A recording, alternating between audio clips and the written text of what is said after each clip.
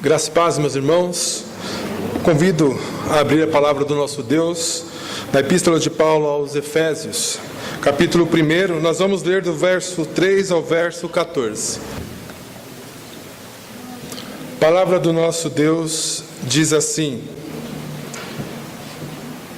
Bendito o Deus e Pai de nosso Senhor Jesus Cristo, que nos tem abençoado com toda sorte de bênção espiritual nas regiões celestiais em Cristo, assim como nos escolheu nele antes da fundação do mundo, para sermos santos e irrepreensíveis perante ele, e em amor nos predestinou para ele, para a adoção de filhos, por meio de Jesus Cristo, segundo o beneplácito de sua vontade, para louvor da glória de sua graça, que ele nos concedeu gratuitamente no amado, no qual temos a redenção pelo seu sangue, a remissão dos pecados segundo a riqueza da sua graça, que Deus derramou abundantemente sobre nós, em toda a sabedoria e prudência,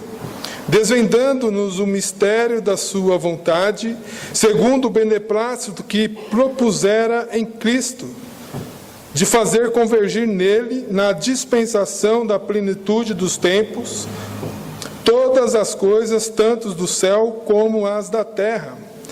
Nele, digo, no qual fomos também feitos herança, predestinados segundo o propósito daquele que fez todas as coisas conforme o conselho da sua vontade, a fim de sermos para louvor da sua glória, nós, que de antemão esperamos em Cristo, em quem também vos, depois que ouvistes as palavras da verdade, o evangelho da vossa salvação, tendo nele também crido, fosse selado com o Espírito, com o Santo Espírito da promessa, o qual é o penhor da nossa herança, até o resgate da sua propriedade, em louvor da sua glória.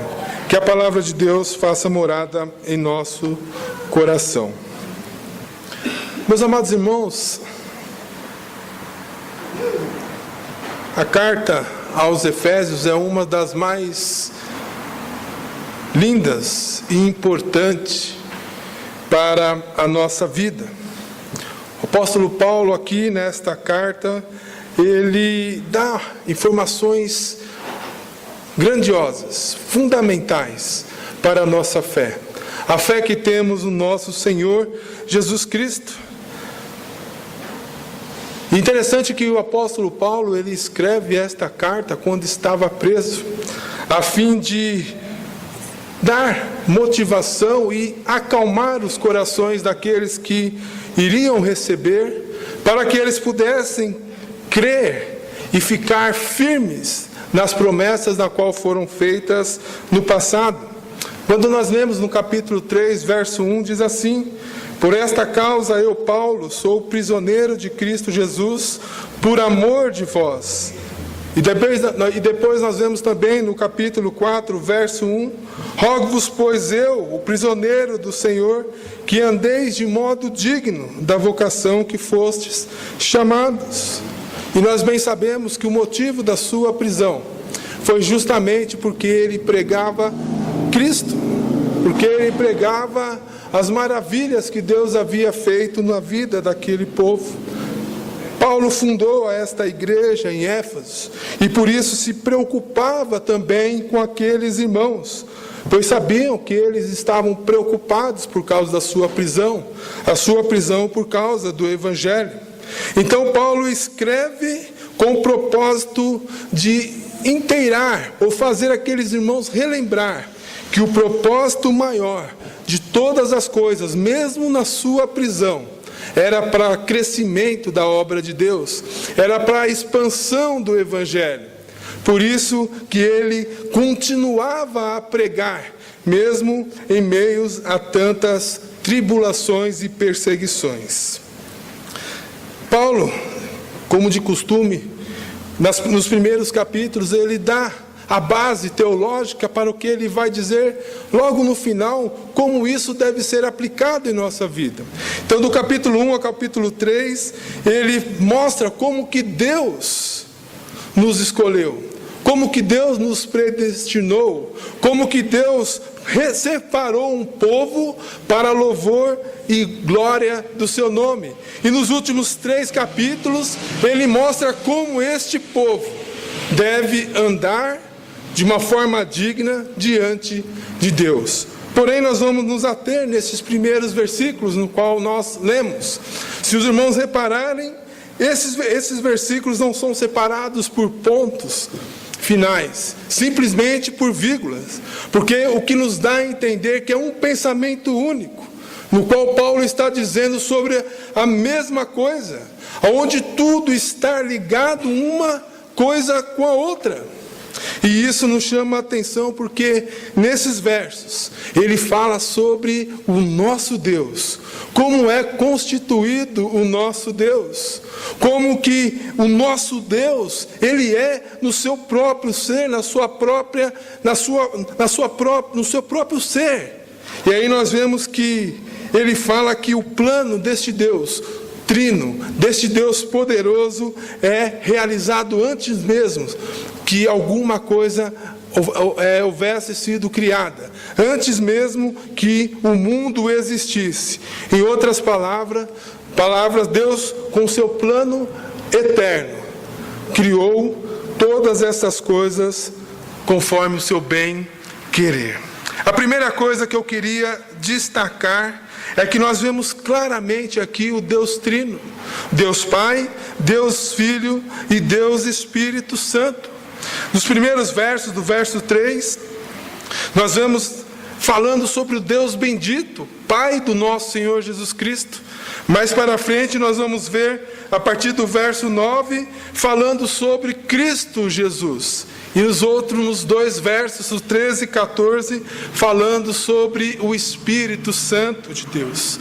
Nós sabemos que a palavra Trindade não está na Bíblia, porém a Trindade, bem explicada, da forma como Deus nos revelou, é explícita em toda a Bíblia. Quando nós lemos no Catecismo de Westminster, a partir da pergunta de número 7, define como que é Deus. E lá diz o seguinte, a pergunta é, quem é Deus? A resposta é, Deus é Espírito,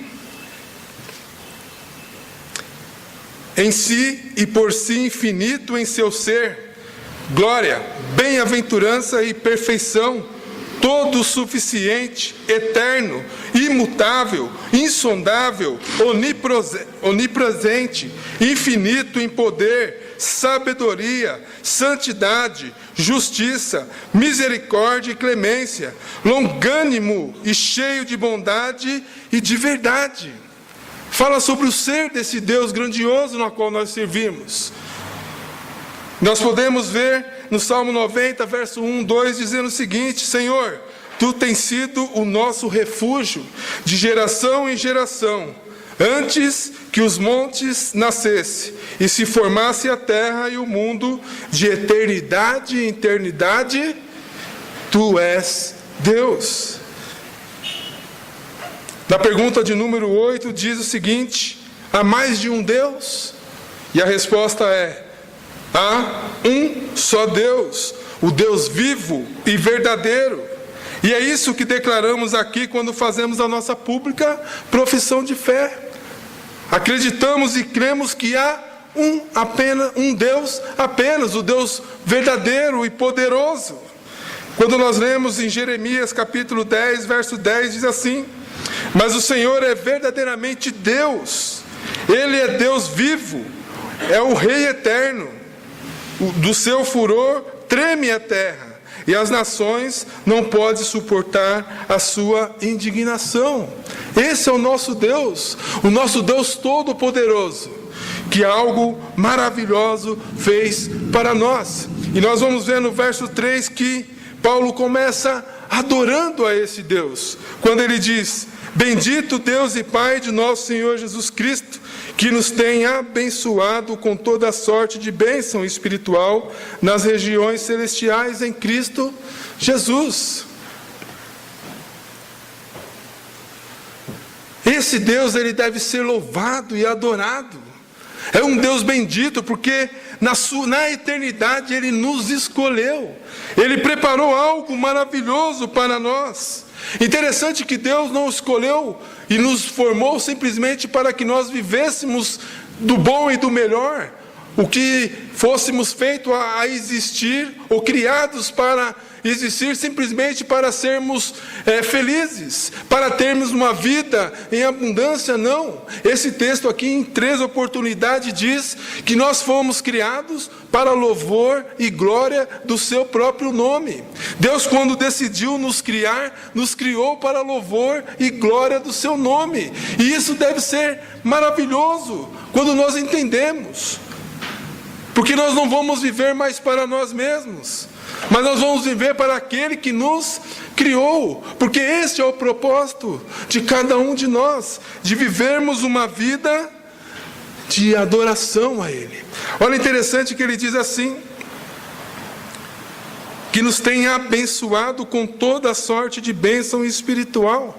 O Deus que deve ser bendito, o Deus que deve ser exaltado sobre toda a terra, o nosso único Deus, Ele nos criou e nos tem ainda abençoado com toda a sorte de bênçãos. E nós não podemos agora olhar para as coisas materiais, mas aqui diz o quê? As bênçãos celestiais, aquelas que estão ligadas a Cristo Jesus, aquela pela qual nós fomos escolhidos, chamados para servir. Por isso que o desejo de louvar a esse Deus deve estar queimando em nosso peito a cada momento. Por isso que em todo momento, quando nós acordamos, quando nós vamos dormir, quando nós estamos no nosso trabalho, nós temos que louvar e adorar o Deus que tem feito maravilhas em nossa vida, que nos trouxe a existência para um propósito, o propósito que o nome dele seja glorificado.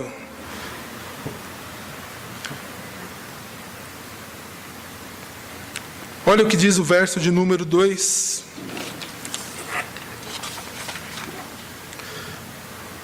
Assim como nos escolheu nele.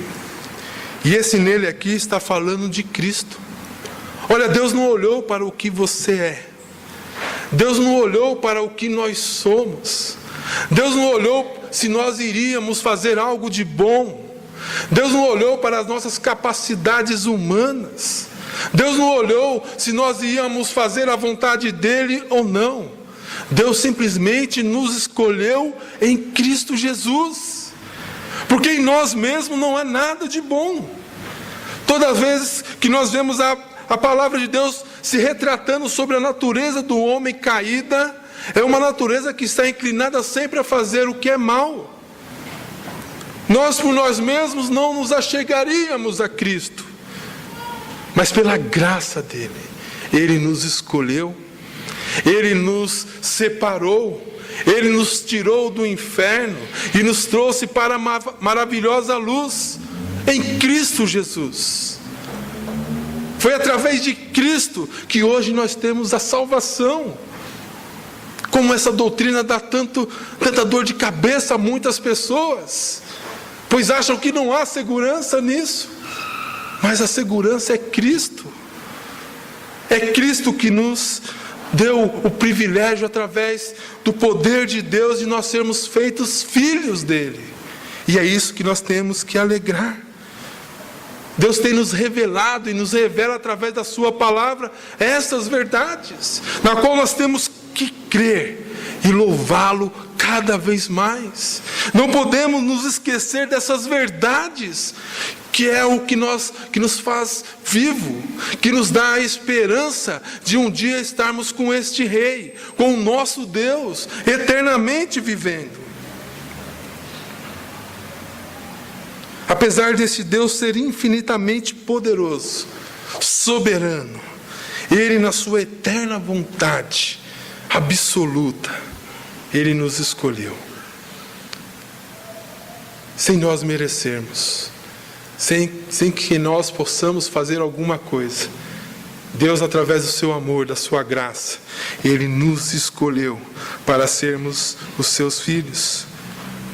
Verso 4, na continuação, diz assim: assim como nos escolheu nele, em Cristo, antes da fundação do mundo. Esta é a verdade. Mas talvez muitos possam pensar: bom, isso é verdade, não é? Então eu posso viver da forma que eu quiser. Eu já estou salvo mesmo?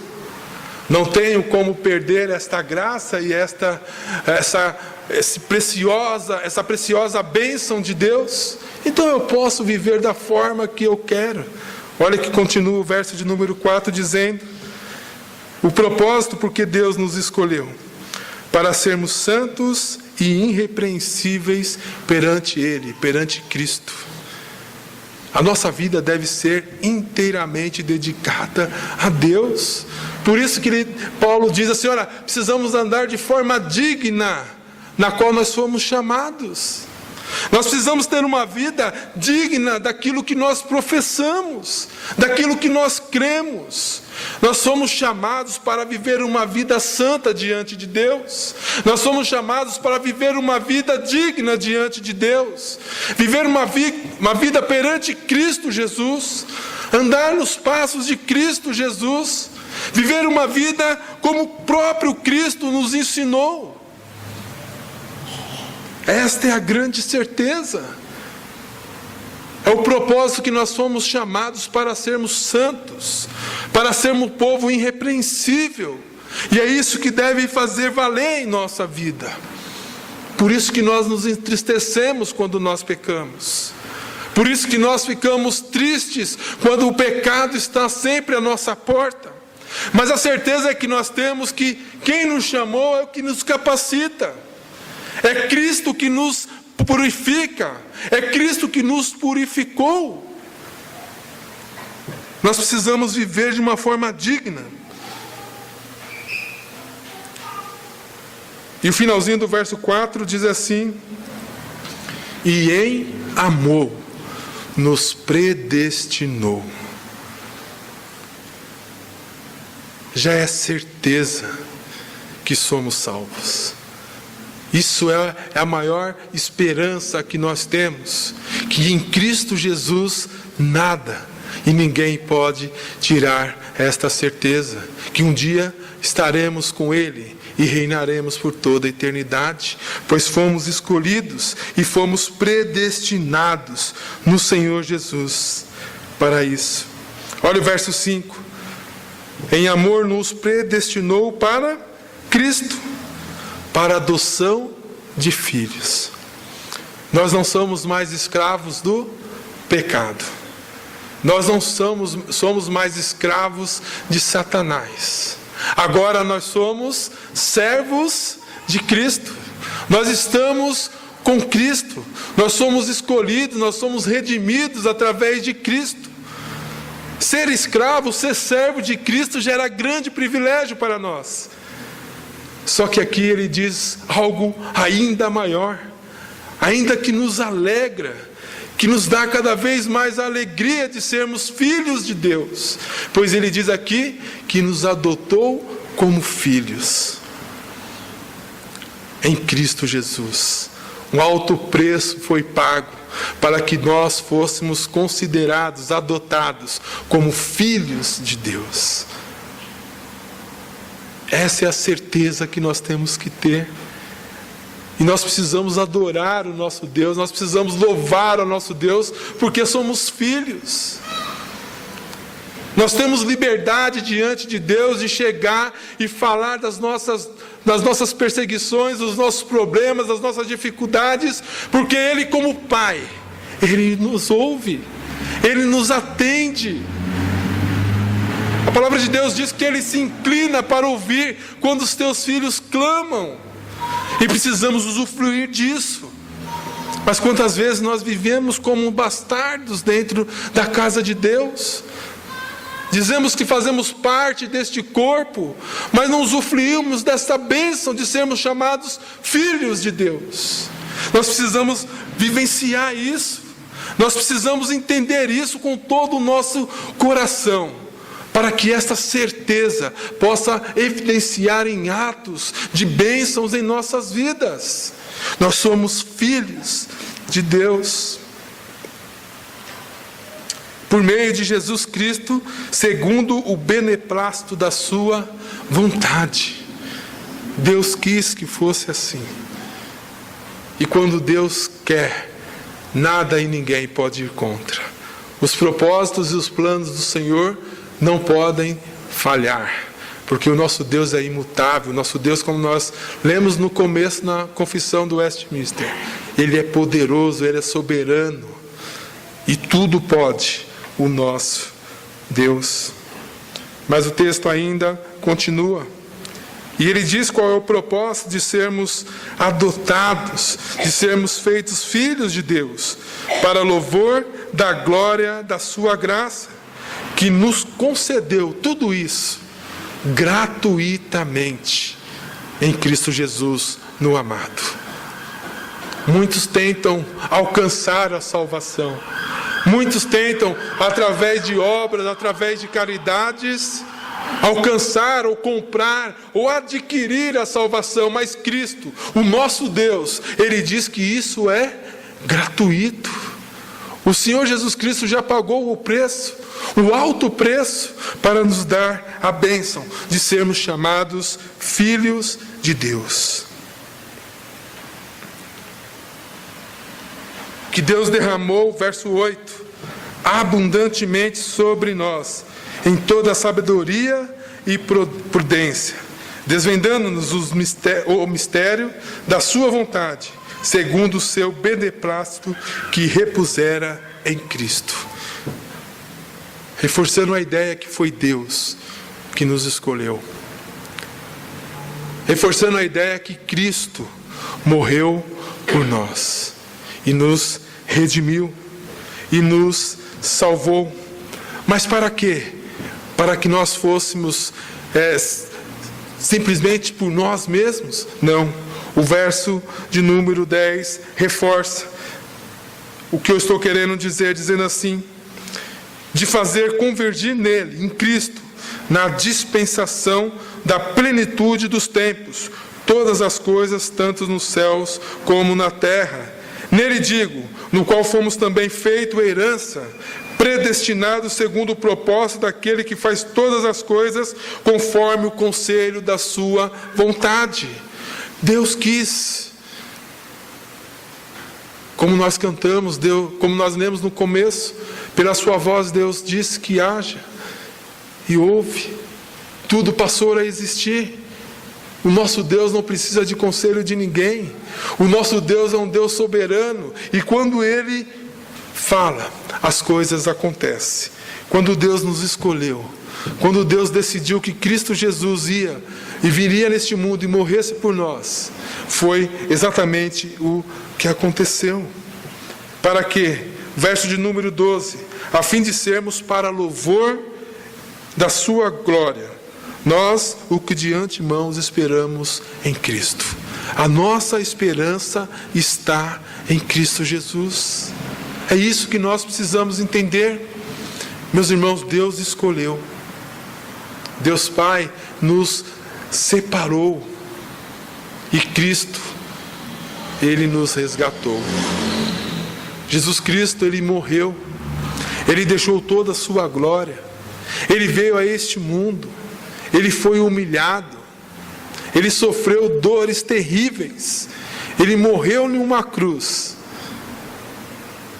para que nós hoje pudéssemos ter a vida eterna. E tudo isso foi porque a vontade de Deus tem e sempre permanece, sempre é feita. E tudo isso foi feito, não para nós, mas foi feito para a honra e glória do nosso Deus. Nós somos criados para louvor da glória do nosso Deus. No verso 13 e 14, Ele nos dá a segurança. Ele diz em que nós podemos ter certeza. E ele diz que é no Espírito Santo de Deus, em quem também vós, depois que ouvistes as palavras da verdade, o evangelho da nossa salvação, tendo nele também crido, fostes selados com o Espírito Santo da promessa. O Pai escolheu, o Filho morreu por nós, e o Espírito Santo é a nossa marca, é a nossa certeza, é o nosso selo. A palavra, quando nós ouvimos, não é por nós mesmos que nós nos convertemos, não é por nós mesmos que nós nos convencemos, mas quem nos convence é o Espírito Santo de Deus. Quem nos dá a certeza da salvação é o Espírito Santo de Deus. Quem nos convence do pecado é o Espírito Santo de Deus. Quando nós estamos em caminhos errados, aquele que nos traz é pelo poder do Espírito Santo de Deus, porque Ele nos faz, Ele aplica a obra de Cristo, Ele aplica aquilo que Cristo ensinou em nossos corações e nos transforma para que nós possamos andar de forma digna, irrepreensíveis diante de Deus. A obra perfeita da Trindade em nossa vida.